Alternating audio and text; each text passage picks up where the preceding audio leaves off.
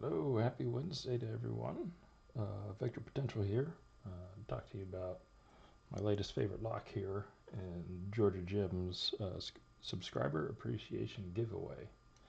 So, if you've watched my channel lately, you know I've come to really like this ASSA Desmo 8 slider. And initially, when I ordered some locks from Adam, I just got my blue belts. I wanted something a little more challenging, so got one of these multi-locks. I think I'm crazy for getting this. I just took it apart and looked at all the pins. Probably not picking that anytime soon. And I got this Medico original, and that's been fun to learn. You can see I'm still progressively pinning it back there. And way back in the back is my SFIC. I've had that for a little bit, but that's given me some grief. And I saw Squigs post his pick and gut of one of these, and when he took it apart, I really liked how the lock was put together and how it worked. So I decided that I'd just tack one onto my order with Adam, and that would be that. So um, if you've seen Ladies Lock's recent video about how to pick your way out of a slump or something, I was stuck on this thing for a little bit, and I didn't have any dimple picks for the multi-lock, and I really didn't want to struggle with the SFIC anymore. And these guys, I mean, I have 6 of those, the 1100s, but they're entertaining but frustrating at the same time. So I decided to give this thing a try, and with about an hour or so of work, I was able to get it open. So we'll see if I can get it open here. I'm not going to go for a speed record, so we'll just take our time with this. I don't know how other people's Desmos work, but I found a system for myself that, at least with this one, seems to work pretty good. The sliders in the nose of the lock get out of my way, so that way I can get access to the sliders in the back without bumping the ones in the front. And then I work my way back to the front.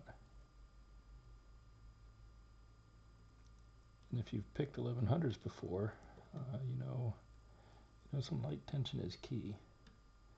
And really, at least in my opinion, to move the sliders on this thing, you really need to do so with no tension on it. Alright, that one might be where it needs to go. Let's see here. Nope, I moved both of them.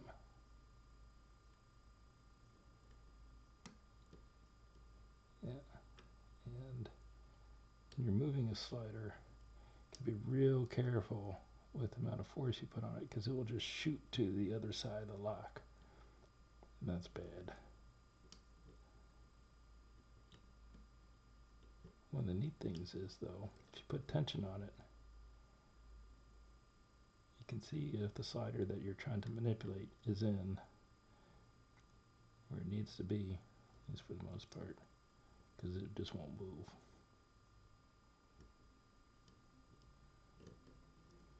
Alright. Those are where they need to be. Are they still moving around? Yeah. There's also no shame in putting the key back in to reset them.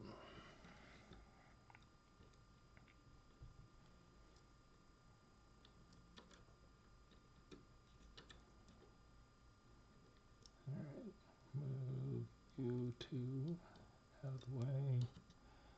Go around here. Top 2 out of the way. I can count. That's 2. So now I just got 4 in the back. And I really like using this half diamond because it gives me this nice flat edge to work on the side of the lock. And when I want to touch just one, I flip it around and just use this little tip right there.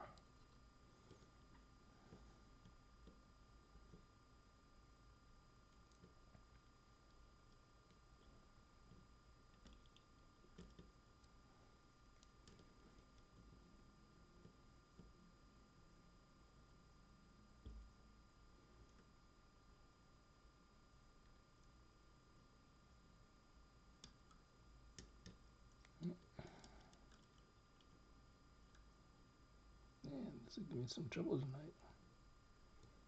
Okay, well, they might be where they need to be.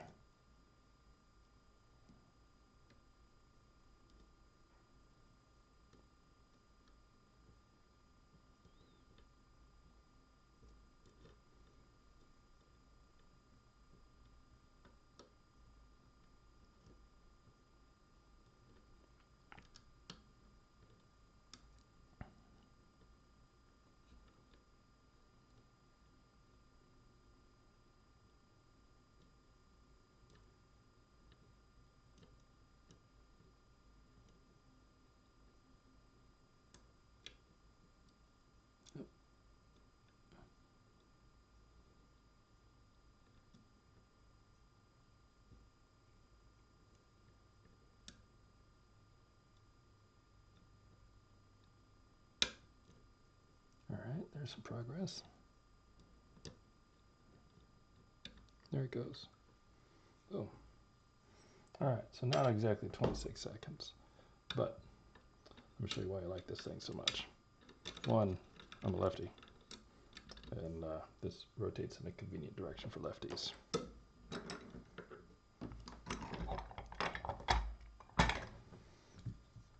And the disassembly of this thing is really,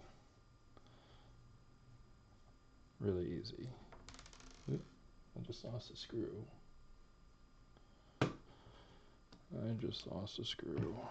Okay, so stick a couple screws there. My normal pitting mat that I use for this is occupied by that Medico. So we'll use this other one. Alright, so tailpiece comes right off. And the beautiful thing is, you don't really need a shim to take this apart. So, got a couple sidebars right there. There's 2 springs in this in total, and they push out on the sidebars to engage right there. And when the key goes in and all the sliders align, a little bit of force, and boom. Rotates in, just like that. And similar to picking 1100, you don't really know you have the lock picked until you give a little bit of extra tension, because just it can feel a little strange. But if you pulse it a little bit like you would pick an 1100, you might find that you have everything lined up anyway. Let's pull this out, take a look.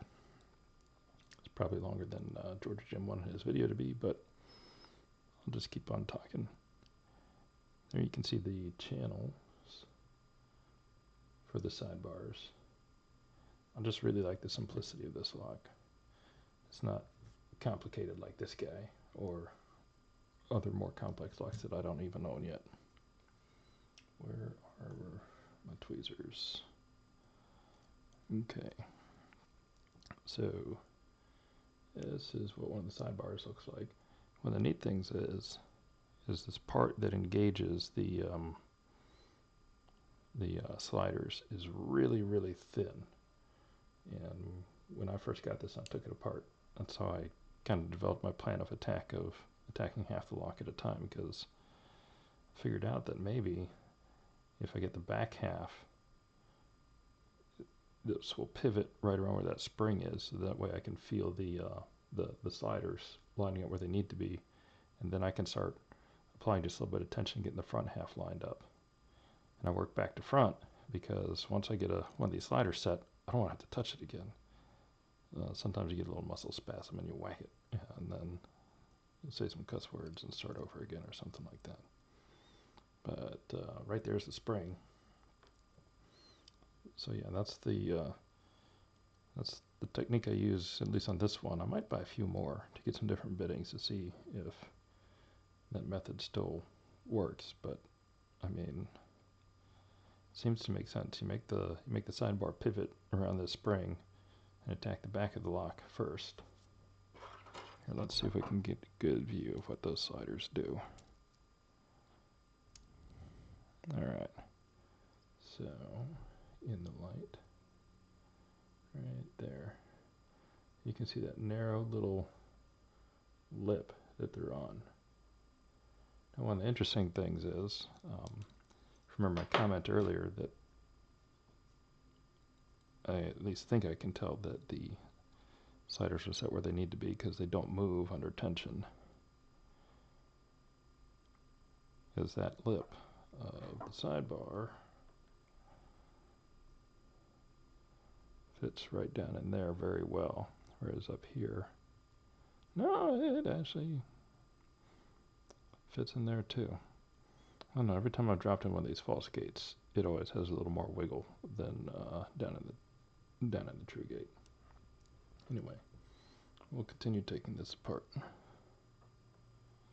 So we will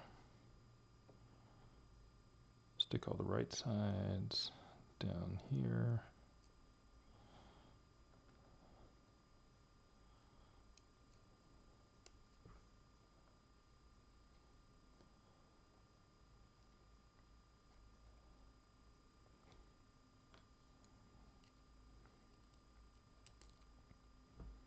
Just like that.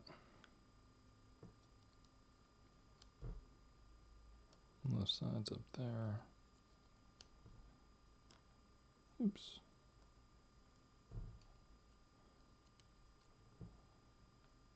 So yeah, that's a cool little lock. There's only 2 springs, one on each sidebar. So no springs on those sliders, and that's what can make it a little challenging. I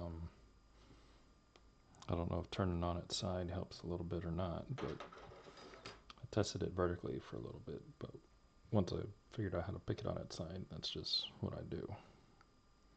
So there's the sliders. And sometimes these guys are mastered, and you'll see another true gate in 1 or 2 of these.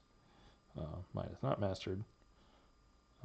So yeah, cool little lock, really easy to progressive pin because you don't need a follower, you don't need shims, you just need some tweezers and a what's this, number 1 Phillips or something like that. So yeah, really cool little lock. All right. Thank you all, and thank you Georgia Jim for the opportunity. Y'all have a good evening.